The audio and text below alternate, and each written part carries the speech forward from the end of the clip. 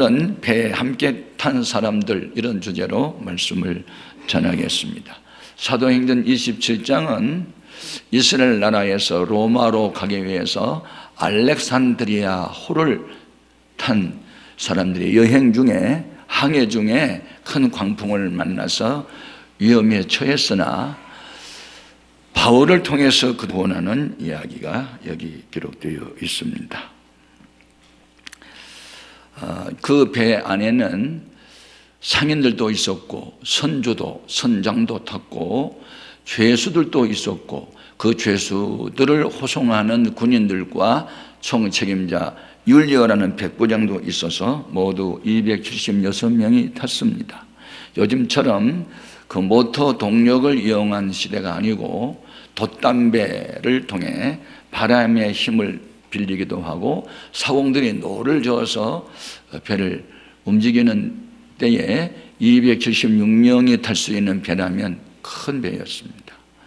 그런데 그 배를 타고 간 항해 도중에 큰 광풍을 만나서 살 소망이 끊어졌는데 바울의 기도를 들으신 하나님이 그 바울을 통해서 276명 모두를 구원하는 그 말씀이 있습니다. 여러분, 이 세상에 원인 없는 결과는 없지요.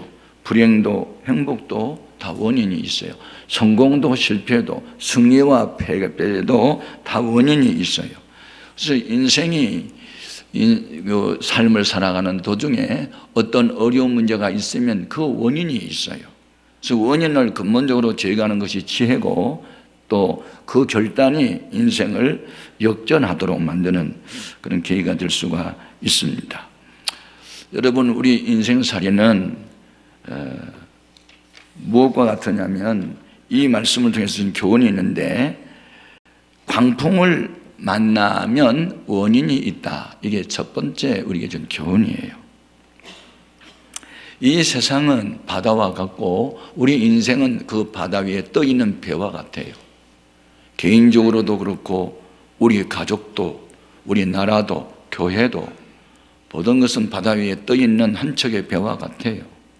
가족이 함께 사는데 어려움 당하면 함께 어려움 당해요. 국가가 어려움 당하면 함께 어려움 당해요. 잘 되면 함께 기뻐해요. 그래서 운명의 공동체, 한 배를 탄 동료 같은 사람들이라고 할 수 있어요. 그런데 이 공동체 안에 평화가, 기쁨이, 소망이, 위로와 어떤 용기와 도전, 뭐 이런 좋은 것들이 있으면 좋은데, 예기치 않은 광풍을 만난 때가 있어요. 그 광풍이 개인적으로는 난치병일 수 있어요. 부부간의 갈등일 수도 있어요. 집 나간 자녀일 수도 있어요. 사랑으로부터 받은 엄청난 상처일 수도 있어요. 사업의 부도일 수도 있어요. 이런 광풍을 만나는 원인이 있어요. 우리는 이 원인을 찾아내야 돼요. 인간에게 왜 공고와 인간의 힘으로 해결할 수 없는 한계 상황이 우리 앞에 놓여질까? 정확한 해답이 성경이에요. 시편 107편 10절 이와 같이 보겠습니다. 사람이 흑암과 사망의 그늘에 앉으며 공고와 소수산에 매임은 하나님의 말씀을 거역하며 지존의 뜻을 멸시함이라 그랬습니다. 여러분, 지금 276명을 태운 알렉산드리오 이 배가 광풍을 만나게 된 원인이 뭘까? 그 원인을 우리는 알아내야 돼요. 이것이 이제 삶을 살아가는 지혜가 될 수 있어요. 원인을 밝혀 가르쳐준 말씀이 있어요. 사도행전 27장 10절 이하 같이요. 마르되 여러분이여, 내가 보니 이번 항해가 하물과 배만 아니라 우리 생명에도 타격과 많은 손해를 끼치리라 하되, 백부장이 선장과 선주의 말을 바울의 말보다 더 믿더라. 자, 원인 여기 있어요. 그때 사도 바울은 복음을 전하다가 모세의 율법을 경전으로 여호와 하나님을 유리신으로 믿는 유대 교도들로부터 미움을 받아요. 부흥하는 기독교로 인해서 유대교가 무너짐으로 바울을 죽이려고 하는 사람이 많았어요. 그런데 나중에 그를 고소 고발하고 재판에 회부하려고 하니까 로마 시민 시민권을 가진 사람인 걸 알게 되고, 그래서 당시에 로마 시민권을 가진 사람은 로마에 가서 재판을 받도록 되어 있었어요. 그래서 죄수 아닌 죄수가 돼서 바울도 지금 로마로 가기 위해서 이 배를 탔는데, 항해를 하려고 할 때 바울의 마음속에 이 배가 계속 강행하면 광풍 만날 것 같아, 그런 느낌이 와요. 그래서 그리에다라는 항구에서 겨울을 지나고 가야지 계속 강행하면 큰 어려움이 있을 것 같다고 그 총책임자인 율리오라는 백부장에게 말을 했더니, 백부장이 바다에 경험 많은 선장과 선주의 말을 경험 없는 바울의 말보다 더 믿고 바울의 말은 무시하고 업신여기고 그냥 가게 돼요. 그래서 광풍을 만나게 된 거예요. 물론 이 세상에는 소위 전문가를 신뢰하면 도움이 될 수 있어요. 법적인 문제가 생기면 법을 전공한 변호사 찾아가면 도움을 얻을 수 있고, 세금 문제 복잡해지면 세무사나 회계사 찾아가면 문제 풀릴 수 있고, 몸이 아프면 전문 의사를 찾아가면 도움이 될 수 있어요. 그러나 그들 온전히 믿을 수 없는 것은 그들도 죄를 범하고 의사도 병들어 죽기 때문이에요. 가장 완전하신 분은 하나님밖에는 없는 거예요. 꼭 기억하십시오. 여러분의 이성과 지성은 항상 합리적이어야 되고 과학적이어야 되고 경험적이어야 돼요. 그것을 보통 사람은 근거로 살아가요. 그래 이 백부장도 선장과 선주의 말이 더 믿음이 가요. 바울은 예수한테 믿은 사람이니까, 전 정신병자니까 말 들 필요도 없는 거예요. 그래 결국은 선장과 선주의 말을 더 믿다가 그리에다라는 항구 도시에서 겨울을 낳지 않고 베니스라고는 좋은 도시로, 항구 도시로 가다가 이 풍랑을 만나게 되는 겁니다. 물론 그리에다라는 항구는 생활하기에 좀 불편한 도시였어요. 항구였어요. 베닉스는 너무 좋은 곳이요. 그러니까 보다 더 편한 곳으로 가려고 강행을 했던 겁니다. 자, 12절 말씀 같이요. 그 항구가 겨울을 지내기에 불편하므로 거기서 떠나 아모쪼로 베닉스에 가서 겨울을 지내자 하는 자가 더 많으니, 베닉스는 그리에대 항구라 한쪽은 서남을 한쪽은 서북을 향하였더라. 여러분 선택해야 돼요. 더 편한 길로 갈 것이냐, 어려워도 하나님 말씀을 따라갈 것이냐. 선택은 자유입니다. 그러나 결과는 자유일 수 없습니다. 사람들은 보다 더 편한 쪽을 항상 선택하려고 합니다. 그러나 기독교인은 편한 길보다는 바른 길로 가야 됩니다. 여러분이 주의를 거룩하게 지키는데 직장에서 주일날 나오라고 합니다. 안 나가면 불이익 당하죠. 불편합니다. 직장 생활이. 그래도 주의를 지키는 것이 바른 길을 걸어가는 겁니다. 어려운 살림살이에 11줄 온전히 바치면 생활이 좀 불편할 수 있습니다. 그래도 온전한 11줄을 바치는 것이 바르게 신앙생활을 하는 겁니다. 적당하게 하지 마십시오. 목사가 교회가 정한 공예배에 참석하십시오. 매일 새벽에 나와 기도합시다. 성경 읽읍시다. 전도 열심히 하십시오. 맡은 일에 충성하십시오. 불편합니까? 불편해도 따라가야만 바르게 신앙생활 하는 거고, 그렇게 살아가야 당하지 아니할 광풍을 당하지 않습니다. 광풍을 만나는 이유는 그리에대라고 하는 도시에서 머물러 갔으면 그 고난 당하지 않아도 됐는데, 바울의 말 믿지 않습니다. 듣지도 않습니다. 따르지도 않습니다. 선장과 선주의 말을 더 믿습니다. 세상 경험자의 말을 하나님 말씀보다 더 믿고 따라갑니다. 그래서 광풍 만났습니다. 기억하십시오. 말씀을 기억하고 적당하게 살아도 잠깐 동안 잘 될 수 있습니다. 그러나 오래가지 않습니다. 본문 13절 14절 같이 읽겠습니다. 남풍이 순하게 불매 그들이 뜻을 이룬 줄 알고 닷을 감아 그리에대 해변을 끼고 항해하더니 얼마 안 되어 섬 가운데로부터 유라굴로라는 광풍이 크게 일어나니, 보십시오. 바울의 말을 무시하고 갔는데도 잘 됐다. 득이한 줄 알았다. 형통하게 될 줄로 알았다. 그런데 그것은 얼마 못 갔다. 곧이어 광풍이 내리고 있었다. 이게 성경이에요. 성경 말씀대로 안 살고 주의 종의 말을 우습게 알고 자기가 원하는 대로 살아가도 잘 될 수 있어요? 그건 오래가지 않아요. 곧 무서운 광풍이 기다려요. 이 무서운 광풍은 사람이 어찌할 수 없는 광풍, 인간의 힘으로는 걷잡을 수 없는 광풍. 15절 말씀이 나옵니다. 같이요. 배가 밀려 바람을 맞춰 갈 수 없어 가는 대로 두고 쫓겨가다가, 배가 밀렸다, 바람에. 그래서 가야 할 방향으로 갈 수가 없었고 바람 부는 대로 쫓겨갔다. 자기 의지, 자기 목표대로 가지 않고 반대로 흘러갔다. 여러분, 편한 길로 걷지 말고 바르게 삽시다. 신앙 양심 속이지 말고 바르게 사십시오. 성경 말씀대로 사십시오. 좀 불편해도 가십시오. 그러면 결과는 좋아질 것입니다. 예. 그래 풍랑을 만나 배가 그냥 떠내려 갑니다. 근데 암초에 부딪히면 파손됩니다. 스르디스라는 모래산에 부딪혀도 전복됩니다. 그래서 그들은 인간의 수단 방법을 써봅니다. 하지만 인간의 노력은 아무 소용이 없게 됐습니다. 자, 16절 이와 같이요. 가오다라는 작은 섬 아래로 지나 간신히 거류를 잡아 끌어올리고 줄을 가지고 선체를 둘러감고 스르디스에 걸릴까 두려워하여 연장을 내리고 그냥 쫓겨가더니 우리가 풍랑으로 심히 애쓰다가 이튿날 사공들이 짐을 바다에 풀어버리고 사흘째 되는 날에 배의 기구를 그들의 손으로 다 내버리니라. 여러 날 동안 해도 별도 보이지 아니하고 큰 풍랑이 그대로 있음에 구원의 여망마저 없어졌더라.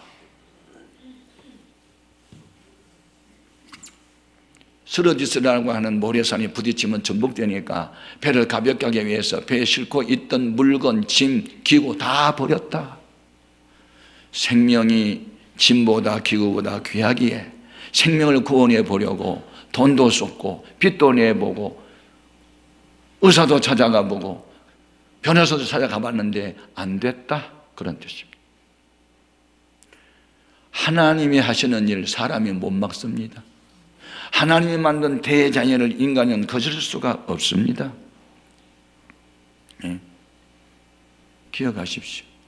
그들이 이 낭패당한 원인, 주의 종 바울이 그리에 대해서 겨울을 지나고 갑시다 무시했기 때문에, 그리고 세상의 경험자만을 더 믿었기 때문에, 교회를 다니면서도 하나님 말씀보다도 세상 방법을 더 의지하기 때문에 골리앗처럼 다른 사람이 갖지 않는 큰 키, 강한 힘, 칼과 단창, 방패, 이것만 의지하다가 다윗이 던진 물매에 맞고 쓰러진 것처럼 믿음 좋아한 줄 썼는데 나중에 알고 보니 그 믿음은 헛된 것이었습니다. 신념과 신앙은 다릅니다. 신념은 자기 마음을 믿는 것이고 신앙은 자기를 믿는 것이 아니고 하나님을 의지하는 것입니다. 신념으로 살지 말고 신앙으로 살아야 합니다. 풍파 만난 이유를 분명히 아십시오. 그에 대해 항구에서 가동하자는 바울의 제안을 업신여기고 백부장 율리아가 선장과 선주의 말을 더 믿고 강행하다가 이 고난을 당했습니다. 어떻게 해야 될까요? 두 번째 준 교훈, 영적 지도자의 말에 청종해야 합니다. 더 이상 고집부리지 마십시오. 여러분이 원하는 대로 신앙생활을 그만하십시오. 이제는 선장과 선주의 말을 그만 믿으십시오.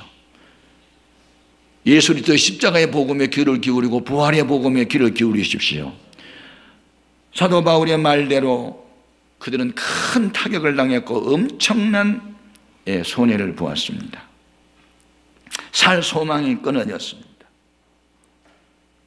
이제는 그들이 살려면 생각을 바꿔야 합니다. 우습게 알았던 바울의 말을 충종해야만 살게 됩니다. 우리가 한때 믿음 생활 열심히 하다가 믿음 없는 사람들로부터 비난당할 수 있습니다. 예수가 밥 먹여주느냐? 그렇게 열심히 교회 생활했는데 복받은 게 보여보라. 그때 우리는 위축당할 수 있고 가슴 아파할 때 있습니다. 그러나 하나님을 경외함으로 당한 시련과 연단은 결코 헛되지 않습니다. 반드시 하나님이 보상해 주십니다. 절망에 처한 그들에게 사도 바울이 희망의 메시지를 전합니다. 그리고 한 가지 그들의 잘못을 분명히 지적합니다. 여러분, 내 말을 들었어야만 이 고난 당하지 않았을 텐데 이 고난의 원인은 내 말 듣지 않았기 때문입니다. 그러나 이 안심하십시오. 여러분, 죽지 않습니다. 배만 못 쓰게 될 거고 사람은 하나님이 구원해 줄 것입니다 라고 말합니다. 21절 같이 봅니다. 여러 사람이 오래 먹지 못하였으며 바울이 가운데 서서 말하되 여러분이여 내 말을 듣고 글에 대해서 떠나지 아니하여 이 타격과 손상을 면하였더라면 좋을 뻔하였느니라. 내가 너희를 권하노니 이제는 안심하라. 너희 중 아무도 생명에는 아무런 손상이 없겠고 오직 패뿐이리라. 아멘. 네.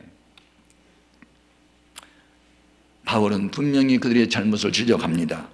그리고 이제는 내 말을 들어야만 산다라고 또 이야기합니다. 여러분, 여기에서 중요한 것 있습니다. 생명이 어떤 것보다 더 소중합니다. 그래서 그들은 물건도 짐도 다 바다에 던졌습니다.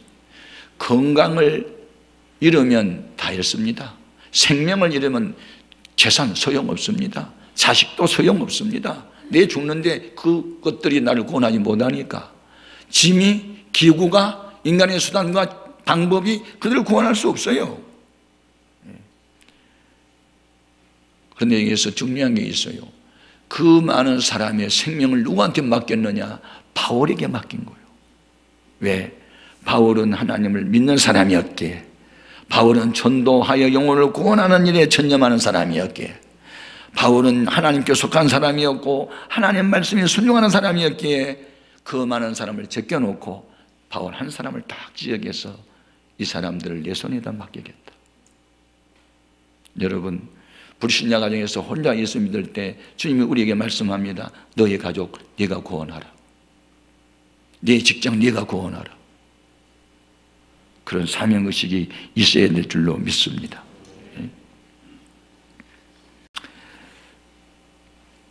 그런데 바울이 이렇게 살 소망이 끊어진 사람에게 죽지 않고 산다는 희망의 메시지를 전하는 것은 자기 생각을 말한 게 아닙니다. 연구하여 뭘 깨달은 것이 아닙니다. 하나님이 가르쳐 준 것입니다. 지식 중에서 최고의 지식은 계시적 지식입니다. 경험에서 난 지식이 아닙니다. 사람에서 배운 지식이 아닙니다. 하늘로부터 내려오는 산 지식, 미래가 어떻게 전개될 것을 가르쳐준 하나님의 비밀을 아는 지식이 가장 고상한 지식인 줄로 믿습니다. 이 지식을 누구한테 알려줄까요? 자기가 뭘 안다는 사람에게는 하나님이 숨겨버리십니다. 지혜롭다, 슬기롭다는 사람에게 이 비밀은 절대 알려지지 않습니다. 어린아이처럼 나는 무지하고 무능합니다. 그러나 순전하고 정직하고 신뢰성이 있는 사람에게만, 마음이 청결한 사람에게만 이 비밀이 알려집니다. 욕심을 가졌거나 교만하거나 이런 사람들에게는 이 천국의 비밀이 알려지지 않습니다. 예수님 당시에 바리새파 사람들과 서기관들은 성경 박사였습니다. 그러나 하나님이 계시는 그들에게 임하지 않았습니다. 그는 남을 가르치는 선생이었지만 그들에게 천국의 비밀이 알려지지 않았습니다. 그들 속에는 자만과 교만이 가득 찼기 때문입니다. 주님이 직접 하신 말씀을 들어봅니다. 마태복음 11장 25절 같이요. 그때 예수께서 대답하여 이르시되 천지의 주제이신 아버지여, 이것을 지혜롭고 슬기는 자들에게는 숨기시고 어린아이들에게는 나타내심을 감사하나이다. 천국의 백성된 자격, 어린아이 같아야 합니다. 어린아이는 힘이 없고 지혜도 부족하지만 좋은 게 있습니다. 순진성, 정직성, 신뢰성, 겸손. 여러분, 어린아이처럼 순전하십시오. 정직하십시오. 마음을 깨끗하게 가지십시오. 그리고 하나님을 전적으로 신뢰하십시오. 어린아이는 자기가 한다고 나서지 않습니다. 엄마 아빠 난 못해, 엄마 해줘. 이건 뭐야? 어떻게 하면 되는 거지요?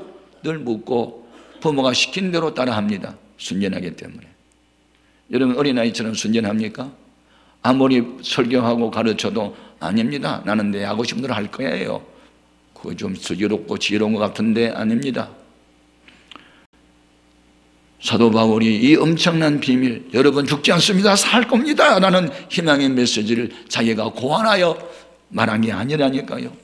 그가 기도하다가 주의 음성을 들었어요. 신령한 지식을 받은 거예요.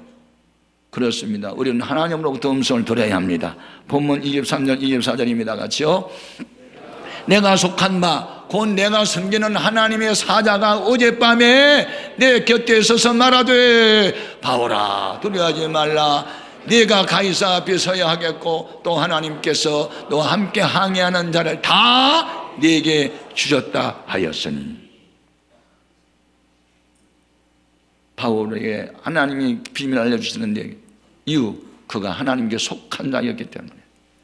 여러분은 어디에 속한 자입니까? 대한민국 국민입니까? 맞습니다. 그러나 여러분 주님께 속한 자여야 합니다. 천국의 시민권을 획득해야 해야 됩니다. 용산에 가면 미 8권이 있습니다. 그 8권 영내로 들어가면 대한민국 법을 적용시키지 않습니다. 미국 법을 그대로 적용시킵니다. 여러분 대한민국 국민으로 살지만, 그래 대한민국 법을 지켜야 되지만 여러분의 소속은 더 먼저 천국의 시민권임을 알고 천국의 법을 먼저 지켜야 합니다. 여러분이 소속을 분명히 하십시오. 나는 누구에게 속한 자인가? 나는 나의 속한 바 하나님. 이렇게 말할 수 있습니까?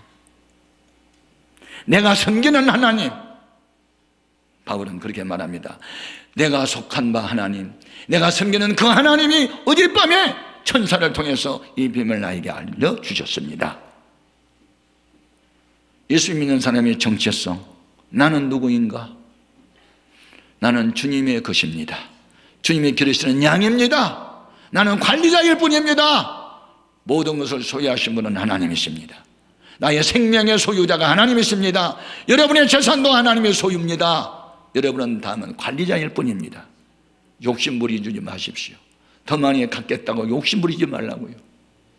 하나님이 준 거 열심히 관리하십시오. 왜 사람이 죄를 짓냐면 자기가 누구인지를 몰라서. 예수 믿는 우리의 몸은 더 이상 이 몸이 내 것이 아니고 하나님의 것이고 하나님의 성전이고, 할렐루야, 이 몸을 하나님이 구원해 주신 것은 이 몸으로 하나님께 영광 돌리는 일을 하라고 우리를 구원해 주셨습니다. 고린도전서 6장 19절 이하 같이요. 너희 몸은 너희가 하나님께로부터 받은 바 너희 가운데 계신 성령의 전인 줄을 알지 못하느냐. 너희는 너희 자신의 것이 아니라 값으로 산 것이 되었으니 그는 너희 몸으로 하나님께 영광을 돌리라. 여러분 마음속에 성부, 성자, 성령 삼위일체 하나님이 계셔야 합니다. 여러분의 마음이 하나님을 보시는 성전이어야 합니다. 하나님은 거룩한 분이십니다. 진실과 정직과 청결한 양심, 거짓 없는 믿음 가지시면 주님의 사람인 줄로 믿습니다. 이제 우리는 소유주로서의 인생을 살다가 욕심 부리지 말고 관리자로서의 인생을 살아야 합니다. 건강관리 하나님대로 해달라 하면 안 됩니다. 여러분이 스스로 때맞춰 밥 먹고 잠자고 운동할 때 하고 스트레스를 예수 이름으로 대적하고 물리치고 스스로 지켜야지. 폭은 폭식하고 밤에 잠자지 않고 딴짓하고 다니고 그리고 지켜달라고요? 그 책임 하나님께 없어요. 관리 책임은 우리에게 있어요. 시간관리 잘해야 합니다. 재산관리 제대로 해야 됩니다. 사람관리 똑바로 해야 됩니다. 셀리더, 세론들, 교사, 어린 영혼들 관리 잘해야 됩니다. 적은 일에 관리 잘하면 주님 많은 것을 맡기시는 거죠. 아멘. 봉사하라고 건강 줬더니 죄 짓고 다닌다 그 몸 가지고 더 이상 건강이 필요 없을 겁니다. 교회 봉사 좀 하라고 돈 좀 줬더니 욕심만 부리고 다른 데 돈 풍성히 쓰면서 교회 헌금은 인색하고 그 돈 줘야 할 이유가 없습니다. 복은 많이 가진 게 복이 아니고 말씀대로 살아가는 게 복이요. 꼭 기억하십시오. 예? 다 다 내 손에 맡기겠다. 저 믿음 없는 그리고 세상 경험만 갖고 살아가는 저들에게 구원의 사역을 맡기지 않고 너에게 맡기겠다. 얼마나 주님이 바울을 귀하게 여깁니까? 생명을 살리는 데 쓰임받는 게 복입니다. 여러분은 여러분의 가족을 전도하고 여러분의 자손들을 전도하는데 생명을 걸어야 하는 것입니다. 우리 아들, 딸 잘 되는 거 자랑하지 말고 그 자식들이 성령 받았느냐 질문하십시오. 전도하고 교회 봉사하느냐 물어보십시오. 복을 잘못 해석하면 큰일 납니다. 복은 소유가 아니고 하나님의 뜻대로 살아가는 게 최고 복입니다. 이제 그들이 죽지 않고 살겠다는 희망의 메시지를 전한 바울을 주목하게 됩니다. 귀를 기울입니다. 우리 죽지 않고 산대? 그럼 저분의 말을 들으면 저분이 하나님께서 뭘 가르쳐 주셨대? 그럼 저분 말을 들으면 살겠네? 그리고 그때부터 생각을 바꿉니다. 언제? 실패와 낭패 당한 뒤에. 어떤 사람은 실패와 낭패를 당하고 난 뒤에도 여전히 깨닫지 못한 사람이 있습니다. 하나님이 이렇게도 치고 저렇게도 치고 건강도 치고 재물도 치고 막 쳤는데도 여전히 소도 한 번 빠진 수렁에는 가지 않는다는데 어떻게 그동안에 매를 맞았으면 이제 곧만 맞아야지 더 맞으려고 또 아주 곁길로 가요. 그런데 구원받을 사람은 마음을 바꿉니다. 그래서 율리오 백부장도 선장도 선주도 모두 다 바울의 말에 귀를 기울이고 살고 싶으니까 바울이 시킨 대로 합니다. 자, 백부장이 어떻게 하는지 보겠습니다. 자, 31절 32절 같이요. 바울이 누구에게? 백부장과 군인들에게 이르되 이 사람들이 배에 있지 아니하면 너희가 구원을 얻지 못하리라 하니 이 군인들이 그릇줄을 끊어 떼어 버리니라. 그게 사공들이 몰래 자기들만 살려고 도망을 가면 너희들 죽는다. 그러니 그들이 도망가지 못하도록 지켜달라. 이렇게 바울이 말하니까 백부장이 군인들을 시켜서 그 일을 했다 그 말입니다. 이제 꼼짝없이 주인이 바뀌었네요. 전에는 백부장 말대로 사람들이 움직이더니 이제는 바울이 말대로 움직이네요. 얼마나 멋있는 일입니까? 처음에 여러분 예수한테 미쳤느니 가족을 몰라보느니 별 얘기를 다 들어도 결국은 하나님 편에 서는 사람에게 승리 주시고 그들이 나중에 우리가 잘못 생각했다고 회개할 날이 올 것입니다. 적당하게 살지 마십시오. 믿음으로 사십시오. 우선순위를 지키십시오. 자, 본문 말씀에 바울이 백부장에게 시킨 대로 군인들에게 시킨 대로 그들은 다 순종을 합니다. 예. 그리고 나머지 사람들도 바울의 말대로 순종합니다. 자, 34절 이하 보겠습니다. 음식 먹기를 권하노니 이것이 너희의 구원을 위하는 것이요 너희 중 머리카락 하나도 잃을 자가 없으리라 하고 떡을 가져다가 모든 사람 앞에서 하나님께 축사하고 떼어 먹기를 시작하매 그들도 다 안심하고 받아 먹으니 배에 있는 우리의 수는 전부 276명이더라. 예. 그래서 바울이 헤엄칠 수 있는 사람은 헤엄치십시오. 왜냐하면 이제 그 멜리다라는 작은 섬이 하나 있는데 그쪽에 갔더니 이제 물이 이제 얕으니까 배가 이제 더 이상 못 가요. 그러니까 헤엄칠 수 있는 사람은 헤엄쳐 가고 헤엄칠 수 없는 사람들은 늘 판제나 이런 부산물을 타고 건너라. 그래서 한 사람도 죽지 않고 살려요. 자, 44절 보겠습니다. 그 남은 사람들은 늘 조각 혹은 배 물건에 의지하여 나가게 하니 마침내 사람들이 다 상륙하여 구조되니라. 네. 과거에 실패할 수 있습니다. 그러나 또다시 실패를 계속할 필요는 없습니다. 이제는 바울의 말을 들어야 그들이 살 수 있었기에 하나같이 순종함으로 한 사람도 죽지 않고 살았습니다. 배는 깨졌습니다. 근데 사람은 하나도 안 죽었습니다. 사는 길은 있습니다. 그들이 다 잘못을 뉘우쳤습니다. 그리고 다 깨달았습니다. 결단했습니다. 하나님께로 마음을 돌이켰습니다. 그랬더니 하나님이 다 살려준 겁니다. 호세아서 6장 1절 같이요. 오라 우리가 여호와께로 돌아가자. 여호와께서 우리를 찢으셨으나 도로 낫게 하실 것이요 우리를 지셨으나 싸매어 주실 것임이라. 아멘 아멘. 잘못되게 살아온 사람이 한두 사람 아니죠. 다 우리도 과거에 불순종하고 거역하고 고집 부리고 교만 부리고 그럴 때가 많았습니다. 그러나 이제 깨닫고 돌아서면 하나님은 과거를 묻지 않으시고 다 구원하시고 우리를 새롭게 하실 줄로 믿습니다. 마지막 준 교훈이 있습니다. 그것은 하나님 말씀대로, 하나님은 말씀하신 대로 행한다는 사실입니다. 아멘. 바울의 확신찬 외침이 있습니다. 25절 무슨 확신이 거기에 있었을까요? 그러므로 여러분이요 안심하라. 나는 내게 말씀하신 그대로 되리라고 하나님을 믿노라. 신구약 성경은 하나님의 언약 문서입니다. 약속 문서입니다. 하나님이 내게 말씀하신 대로 다 이루실 줄 나는 믿습니다. 아멘입니까? 여러분 뭘 믿어요? 성경을 믿어야지요. 예수를 믿어야지요. 우리가 하나님을 믿는 이유가 있어요. 하나님은 모든 걸 다 하시기 때문에 믿는 게 아니에요. 하나님이 못한 일도 있기 때문에 믿는 거예요. 하나님 무슨 일을 못할까요? 따라합시다. 하나님은 거짓말을 못하시더라.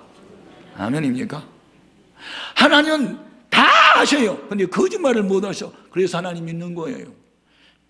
자, 히브리서 6장 18절 하나님이 거짓말을 하실 수 없는 이 두 가지 변하지 못할 사실로 말미암아 앞에 있는 소망을 얻으려고 피난처를 찾는 우리에게 큰 안위를 받게 하려 하심이라.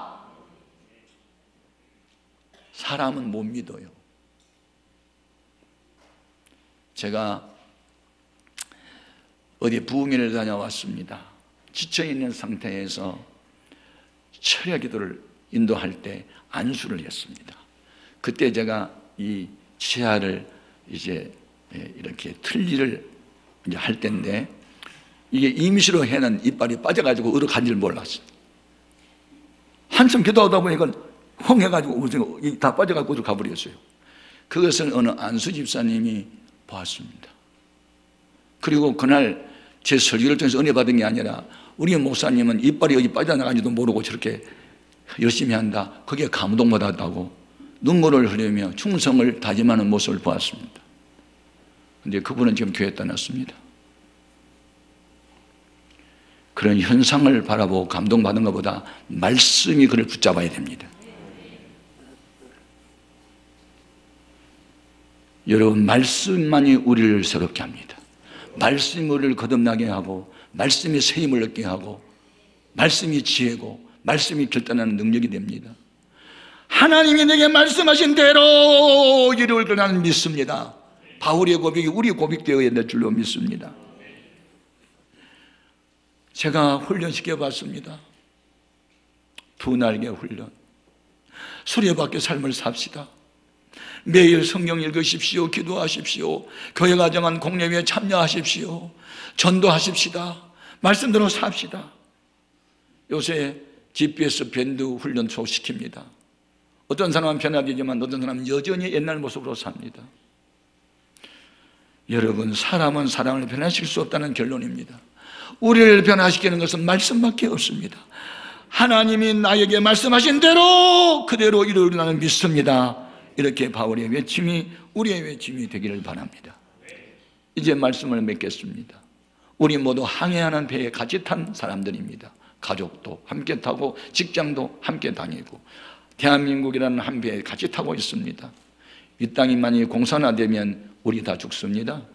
운명의 공동체. 그러나 죽지 않는 방법이 있습니다.